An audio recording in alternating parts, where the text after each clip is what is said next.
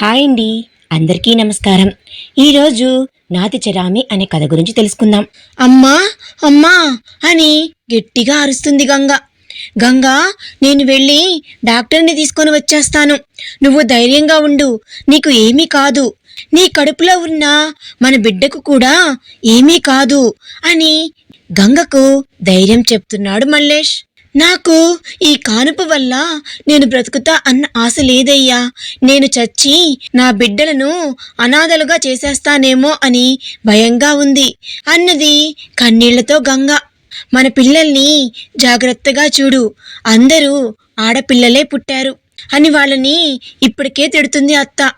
నేను పోయినాక వాళ్లను చావగొడుతుందేమో అని భయంగా ఉంది. నేను ఉన్నంతసేపు ఏదో ఒకటి అంటూనే ఉంటుంది పిల్లల్ని. నేను పోతే నా పైన కోపం అంతా వాళ్లపైన తీరుస్తుందేమో అని నా భయం అంతా అని అన్నది ఏడుస్తూ నొప్పి భరుస్తూనే ఈ మాటలు అంటుంది గంగ. నేను వెళ్ళిపోయినాక వాళ్ళ బ్రతుకు ఆగమైపోతుంది, వాళ్ళను కనిపెట్టుకొని ఉండు అంటూ గట్టిగా అమ్మా అని అరుస్తుంది. గంగా, నా కోసం ఆలోచించవే అని మల్లేష్ కూడా ఏడుస్తూ, కాస్త ఓర్చుకో గంగా, బయట బాగా వాన పడుతుంది, ఇప్పుడు ఆటోలు కూడా రావు, కాసేపు ఓపిక పట్టు గంగా, నేను నిన్ను హాస్పిటల్కి తోలుకొని పోతా అని అన్నాడు కళ్ళ నిండా నీళ్లతో. గంగా మళ్ళీ తేరుకొని అతి కష్టంగా చెప్తుంది, పిల్లలను అత్త మీద అస్సలు వదలకు అని గొంతు తడారిపోతుంటే కూడా చివరిసారిగా పలికిన మాటలు అవే. ఇక తనకు మాటలు రావు అని అంటున్నాయి. కళ్ళల్లోన 4 దారలుగా కారుతున్నాయి కన్నీళ్లు. ఆ నొప్పికి ప్రాణం పోతుంది. నడుములో నుండి కడుపులోకి విపరీతమైన నొప్పి. ఆ బాధ చెప్పినా కూడా అర్థం కాదేమో, అది అనుభవించే వారికి మాత్రమే తెలిసేమో. గంగా, అట్లా అనమాకు, మా అమ్మ కోపం పైపైనే. మా అమ్మకు మగపిల్లవాడు కావాలన్న యావ తప్ప మన పిల్లల్ని తిట్టాలని ఎప్పుడూ అనుకోలేదు అని అన్నాడు మల్లేష్. నువ్వు కనిపించినంతసేపు ఎంత తిట్టినా కూడా నువ్వు కానరానప్పుడు ఎంత ప్రేమతో చూపిస్తుందో నాకు మాత్రమే ఎరుక అని అన్నాడు మల్లేష్. నొప్పిని కాస్త ఓర్చుకోగంగా అని మల్లేష్ గంగ కాళ్ళను చేతులను రాస్తూ కాసిన నీళ్లు వేడి చేసి పట్టించాడు. గంగకు ధైర్యం చెప్తున్నాడు మల్లేష్. గంగకు ఇది 5వ కాన్పు. 4 కాన్పులలో అందరూ ఆడపిల్లలు పుట్టారు. ఈసారి అన్నా మగపిల్లవాడు పుడతాడు అని ఎదురు చూస్తున్నాడు మల్లేష్. కానీ మగపిల్లవాడు మల్లేష్కు కావాలి అని కాదు, మల్లేష్ తల్లి ఎల్లమ్మకు కావాలి మగపిల్లవాడు. చనిపోయిన తన భర్త కొడుకు రూపంలో మళ్ళీ మగపిల్లవాడులాగా పుడతాడు అన్న ఆమె మూర్ఖత్వం. ఇప్పుడు గంగ 5వ కాన్పులో ప్రాణాలతో కొట్టుమిట్టాడుతుండగా సమయానికి ఎల్లమ్మ కూడా ఇంట్లో లేదు. ఈరోజు కూలి పనికి పొద్దున 8 గంటలకల్లా బయటకు పోయింది. 5:30, 6 కానీ ఇంటికి రాదు. 4 పిల్లలు బడికి పోయినారు. ఈరోజు మల్లేష్ కూడా పనికి పోయేవాడే. కానీ గంగ ఈ ఒక్కరోజు ఇంట్లో ఉండవా నా కోసం అని బ్రతిమిలాడితే పెళ్ళాం కోసం పని మానుకొని ఇంట్లోనే ఉన్నాడు. ఆ విషయం ఎల్లమ్మకు తెలియదు. గంగ పొద్దున్నుండి బాగానే ఉంది. మధ్యాహ్నం 12 అయిందని బలవంతంగా ఒక బుక్క అన్నం తినిపించి మల్లేష్ తిన్న తర్వాత కడుపు నొప్పితో విలవిల్లాడిపోతుంది. మల్లేష్ ఆటో కోసం పొయ్యి వచ్చే వరకు ఉన్నట్టుండి మబ్బు పట్టి వాన మొదలయ్యాక అది పెద్ద వానగా మారిపోవడం క్షణాల్లో జరిగింది. ఇక్కడ గంగకు నొప్పులు పెరుగుతూ ఉన్నాయి. బయట వాన మరింత జోరందుకుంది. ఎంత జోరుగా అంటే బయట ఆపిన బండ్లు కూడా కొట్టుకుపోతున్నాయి అన్నట్లుగా. అది చూసి ముందు వస్తా అన్న ఆటోవాడు రాను అని చెప్పిండు. దాంతో భయం పట్టుకుంది మల్లేష్కు. ఏం చేయాలో అర్థం కాకుండా ఇంట్లోకి వచ్చిండు. అప్పటికి గంగ తట్టుకోలేని నొప్పితో కేకలు వేస్తూ మెలకలు తిరిగిపోతుంది. 4 కాన్పులకు తనకు ఇంత కష్టం కాలేదు. ఈసారి నొప్పులు చూస్తుంటే ప్రాణం పోతుంది. తన పిల్లలపైన ప్రాణం కొట్టుకుంటుంది. ఎలాగైనా నా ప్రాణం కాపాడురా భగవంతుడా, నేను చస్తే నా పిల్లలను కాల్చుకు తింటుంది మా అత్త అని మునిపంట బాధను అనుభవిస్తుంది గంగ. బయట వానదేవుడికి దయ కలిగినందువలన వాన ఆగిపోయింది. ఆ తర్వాత పరుగున వెళ్ళి ఆటో తీసుకుని వచ్చాడు మల్లేష్ గంగను అమాంతం ఎత్తుకొని వచ్చి ఆటో ఎక్కించి, తొందరగా పోనీ అన్నా, ఇప్పటికే చాలా బాధ అనిపిస్తుంది నా గంగ అని గంగా తలను తన గుండెలపైన పెట్టుకున్నాడు. 15 నుంచి 30 నిమిషాలు పడుతుంది ఆ ఆటో ప్రయాణం. అనంతరం గంగను తీసుకుని వెళ్ళాడు హాస్పిటల్కి. హాస్పిటల్లో ఆటో ఆగగానే హుటాహుటిన గంగను ఎత్తుకుని హాస్పిటల్లోకి అడుగుపెట్టాడు. మల్లేష్ గట్టిగా డాక్టరమ్మా అని అరుచుకుంటూ హాస్పిటల్ లోపల దాకా పరుగున వస్తున్నాడు.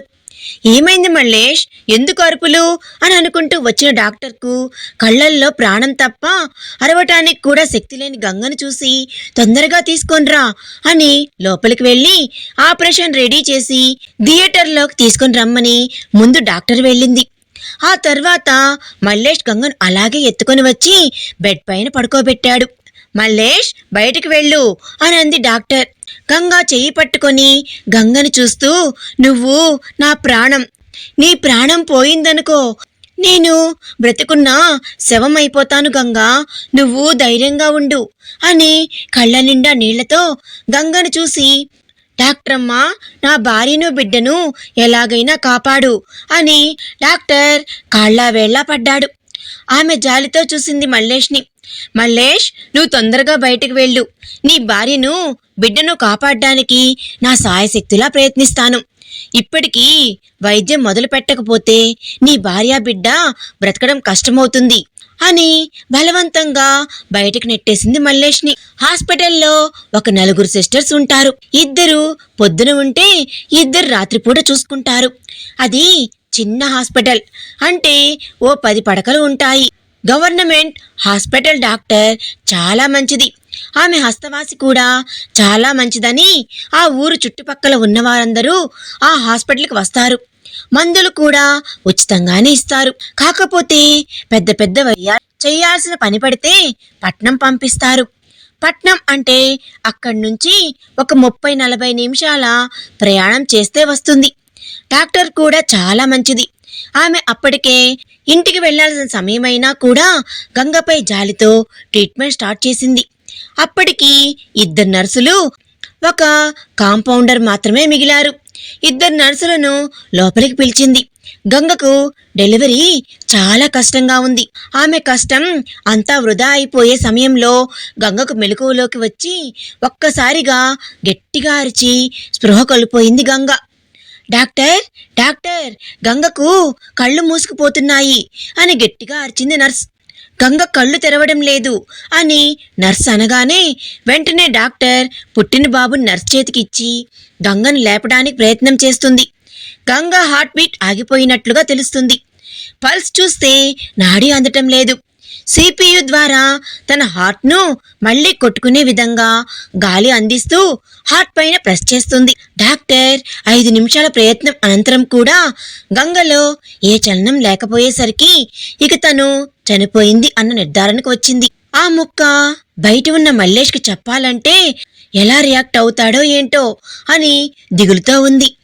అంతలోనే నర్స్ ఆ బాబుకి ఆయిల్ వేసి రక్తం మరకలు పూర్తిగా తుడిచేశారు. బాబును చూస్తే ముద్దుగా బొద్దుగా చిన్న చిన్న కళ్ళుతో ఎంతో అందంగా ఉన్నాడు. బాబు గుక్క పెట్టి ఏడుస్తున్నాడు. తల్లి స్పర్శ కోసం అనుకుంటా. వాడు ఏడుపు చూసిన డాక్టర్ గంగా చనిపోయిన విషయం ఇప్పుడు బయట చెప్తే వాళ్ళు అసలు బాబు వంకే చూడరు.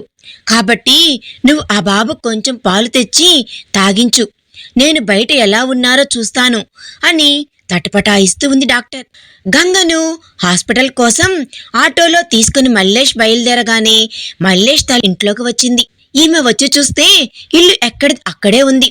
తలుపులు బార్లా తెరిచి ఉన్నాయి. ఈ మల్లేష్ ఏడపోయిండు గంగను తీసుకొని అని ఆలోచనలో ఉండగానే బిలిబిలామంటూ 4 ఆడపిల్లలు స్కూల్ నుండి వచ్చారు. ఏమైంది లక్ష్మి, ఇంత లేట్ అయింది బడి నుంచి రావడానికి అని అన్నది కోపంతో. నాయనమ్మా, మేం బడిలో నుండి బయటికి వచ్చాము, వాన పడుతుంది, అందుకే టీచర్ బడిలోకి రమ్మంది అందర్నీ. వాన తగ్గిపోయిన తర్వాత మమ్మల్ని బయటకు పంపించారు అని లక్ష్మి చెబుతూ ఇల్లంతా చూసింది. తల్లి కనపడపోయేసరికి అమ్మేది నాయనమ్మా అని అంది. అప్పుడు గంగా మల్లేశం ఇద్దరూ కనపడపోయేసరికి యాడ తీసుకుని పోయిండు నెలలు నిండిన పిల్లని అని మల్లేష్ అని తిట్టుకుంటూనే బయటకు వచ్చింది. తల్లి కానరాక బిక్కుబిక్కుమంటూ కూర్చున్నారు పిల్లలందరూ. చిన్నపిల్ల ఆకలి అంటూ ఏడుపు అందుకుంది. లక్ష్మి చెల్లిని చంకలో వేసుకొని ఊరుకుంచాలని చూసింది. ఎంతకీ ఏడు పాపకపోయేసరికి వంటింట్లో అన్నం ఉందేమో అని చూసి కొంచెమే ఉంటే దాన్ని బుడ్డ గిన్నెలో వేసి చెల్లికి తినిపించింది. ఆ పిల్ల తినగానే పడుకుంది. ఇప్పుడు ఏం చెయ్యాలి అని ఆలోచిస్తుంటే నాయనమ్మ ఇంట్లోకి వచ్చింది. నాయనమ్మను చూడగానే మా రెండో చెల్లి, నాయనమ్మ అమ్మా నాన్న లేరు, ఎక్కడికి పోయారో అని ఏడుస్తూ ఉంది. మొదటిసారి అనుకుంటాను ఎల్లమ్మ పిల్లల్ని తిట్టకుండా ప్రేమతో సముదాయిస్తుంది. ఏడపోరులే, వాన పడుతుంది కదా, ఏడన్నా ఆగారేమో, వస్తుంటారు అని అంది. నేను అన్నం వండుతా అని ఇంట్లోకి వచ్చి చాటులో బియ్యం ఏరి చెరిగి బియ్యం కడిగి కట్టెలు పొయ్యి అంటించి పొయ్యి మీద పెట్టింది. రెండో పొయ్యి మీద పప్పు ఉడకేసి 4 టమోటాలు కోసి అందులో పడేసింది. దాంట్లోనే కొంచెం పసుపు, కొంచెం నూనె, వెల్లుల్లిపాయ దంచివేసింది. చింతపండు నానబెట్టి చారు పిసుకుతోంది. అంతమందికి 1/2 కిలో పప్పు ఏం సరిపోతుంది? 1/2 కిలో పప్పు కూడా ఒక్క పూటకు సరిపోని కుటుంబం అని తిట్టుకుంటూ చింతపండు పిసికి రసం తీసి దానిలో సరిపడినంత ఉప్పు వేసింది. ఆ తర్వాత ఒక గిన్నెలో తాలింపు వేసింది. కొంచెం పోపుని చారులో వేసి మిగతాదంతా పప్పులో వేసింది. కాని తన కొడుకు కోడల్ని తీసుకొని ఎక్కడికి పోయిండు? కొంపదీసి నొప్పులు వచ్చాయా? నొప్పులు వస్తే గంగని తీసుకొని దావకానుకు పోయిండా ఏంది? నెలలు నిండినాయి కదా, కానుపోయిందా ఏంది? ఇంతవరకు ఎవరు పుట్టినారో ఏందో, కొడుకు పుడితే బాగుండు అని పరిపరి విధాలుగా ఆలోచిస్తుంది ఎల్లమ్మ. పిల్లల్ని తినమని చెబుతూ ఉండగానే పక్కింటి రత్తమ్మమ్మ ఇంట్లోకి ఆదరాబదరాగా వచ్చింది. ఎల్లవ్వా, ఓ ఎల్లవ్వా అని గట్టిగా పిలుచుకుంటూ వచ్చింది. రత్తమ్మ, ఎల్లమ్మ, నీ కోడలు నొప్పులు పడుతుంటే నీ కొడుకు దావకానికి తీసుకుపోయిండు ఆ ఎంకయ్య ఆటోలో. ఎలా ఉందో ఏందో, బిడ్డ చాలా బాధపడుతుంది. నేను బ్రతకను అని ఒకటే ఏడుపు ఏడుస్తుంది. దాన్ని చూసి నా ప్రాణం నీలైపోయాయి. తల్లికి బిడ్డకు ఏం కాకూడదు అని ఇన్నిసార్లు దేవునికి మొరపెట్టుకున్నాను అని అంది మోసపోస్తూ. అవునా రత్తమ్మా, అయ్యో బిడ్డ బాధ చూడకుండా నేను ఈరోజు పనికి పోయినా 4 పైసలు వస్తాయి కదా అని పత్తి కలువకపోయినా అని అన్నది. ఈరోజు పొద్దున పనికి పోతానని కొడవలి చేతిలోకి తీసుకున్నా. అప్పుడు గంగా ఎన్నిసార్లు అడిగిందో, ఈ ఒక్కరోజు ఇంట్లోనే ఉండు, నాకేదో భయంగా ఉంది అత్తా అని అన్నా. పనికి పోతే రూపాయి వస్తే పిల్లలకు ఏమైనా కొనొచ్చు అని అనుకుని పనికి పోయినా అని అన్నది చాలా బాధపడుతూ. లక్ష్మి, చెల్లెలకు ఇంత తినిపించి పడుకోబెట్టు, నువ్వు కూడా తిను. రత్తమ్మ, మేము ఇంటికి వచ్చేదాకా నా మనవరాలను చూస్తూ ఈ రాత్రికి ఈడ్నే ఉండు. లక్ష్మి, మీ అమ్మకి కాన్పు కాగానే తీసుకుని ఇంటికి రావాల్సి వస్తుందో లేదో 2 రోజుల్లో ఆ దావఖానాలో ఉండాల్సి వస్తుందో. నువ్వు చెల్లెళ్ళు జాగ్రత్త, అమ్మమ్మను ఇబ్బంది పెట్టకండి అని మొదటిసారి లక్ష్మిత ప్రేమతో నిమిరింది. పిల్ల ఎట్లుందో ఏంటో అని నసుకుంటూ బయటికి వెళ్ళిపోయింది. బస్టాండ్ దగ్గర ఆటోలో ఇంకా మంది నిండలేదే. అందులో మంది నిండాకే ఆటో కదలదు. ఒకరి మీద ఒకరు 14 నుండి 15 మందిని ఆటోలో నుండి ఊరు దాటిస్తారు. వెనుక సీటు ఉంటుంది. తర్వాత ముందు కాళ్ళు పెట్టుకొని చెక్కతో చేయించిన సీటు లాంటిది ఒకటి ఉంటుంది. దానిపై 4, మళ్ళీ వెనుక ఇంజన్ పైన ఓ 4, మామూలు సీటు పైన 4, పక్కన ఒకణ్ణి, దానిపైన ఒకరు, ఆ తర్వాత ఇంకో సైడ్ ఎక్కి దగ్గర కూడా ఒక కర్ర పెట్టి దానిపైన కూడా ఒకరిని కూర్చోబెడతాడు. ముందు సీట్లో అటు సైడ్ 2, ఇటు సైడ్ 2, మొత్తం 14 మంది. పెద్దలు, పిల్లలు ఉన్నవాళ్లు పైన కూర్చోబెట్టుకుంటారు. దురదృష్టం ఏమైనా తగిలి ఆటో బోర్లా పడితే ఆటోలో ప్రయాణం చేసే వాళ్ల ప్రాణాలు పోయినా కూడా దిక్కు దశ లేకుండానే ఉంది. మా బతుకులు, మా ఊరికి బస్సులు రాకుంటేనే మాకు ఈ కష్టాలు. మా కష్టాలు ఆ దేవుడు ఎప్పుడు తీరుస్తాడు, ఈ ఊరికి ఎప్పుడు బస్సులేస్తాడు అని గొనుక్కుంటూ ఓ 15 నిమిషాలు కూర్చున్న తర్వాత 10 మంది అయినా కూడా ఆటో కదల్లేదు. ఓర్పు నశించిన ఎల్లమ్మ, ఒరే సుబ్బిగా, నా కోడలు దవాఖానలో ఉంది, ఒక మనిషి పైసలు నేను ఎక్కువ ఇస్తా, ఆటో తొందరగా తియ్యి అని లబోదిబో అంటుంది. అంతలోనే అక్కడికి 2 వచ్చారు. వాళ్ళు రాగానే ఒకరి మీద ఒకరు అలా కూర్చోబెట్టి మొత్తం 14 మందిని ఆటోలో నింపి ముందుకు కదిలించాడు. ఆటోలో ఊపిరి ఆడదు. అంతమంది ఆటోలో ఉన్నా కూడా ఆటోను గాలిలో తీసుకుపోయినట్లు తీసుకుపోతున్నాడు. ఇంతమంది ప్రాణాలు అరిచేతిలో పెట్టుకొని ఆటోలో కూర్చోవాల్సి వచ్చింది. అవసరం నాది కదా, అందుకే కిమ్మనకుండా కూర్చొని ఓ 15 నిమిషాలు ఓపిక పట్టి ఆటో ఆపి దిగిన వాడికి ఓ 20 రూపాయలు ఇచ్చినా తర్వాత నువ్వు 2 మనుషుల పైసా ఇస్తా అన్నావు అని ఆటోవాడు అడిగితే నేను 2 పైసలు ఇస్తా అన్నా కూడా నువ్వు 14 మంది అయ్యేదాకా నీ ఆటో కదలనీయలేదు అని వాడితో గొడవ పెట్టుకొని మరీ లోపలికి వెళ్ళింది.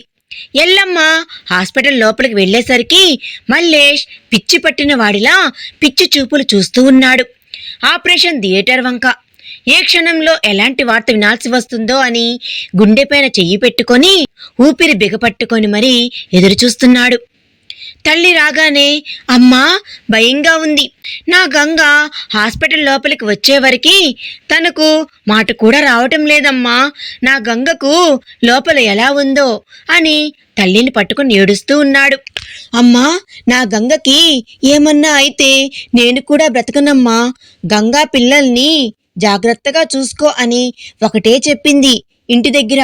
నా గంగకు ఏం కాదు కదమ్మా, చెప్పవే ఏం కాదు కదా అని తల్లిని పట్టుకొని ఊపేస్తూ అడుగుతున్నాడు. కొడుకు చెప్పే మాటలు వింటుంటే ఎల్లమ్మ గుండెల్లో కూడా భయంగా ఉంది. ఇంటి కులదైవమైన ఆ శ్రీశైల మల్లికార్జున స్వామిని, దేవుడా నా కోడలకు ఏం కాకుండా చూడు, ఈసారి ఎవరు పుట్టినా ఒకటే, కానీ నా బిడ్డను, ఆ బిడ్డను ప్రాణాలతో తీసుకునిరా.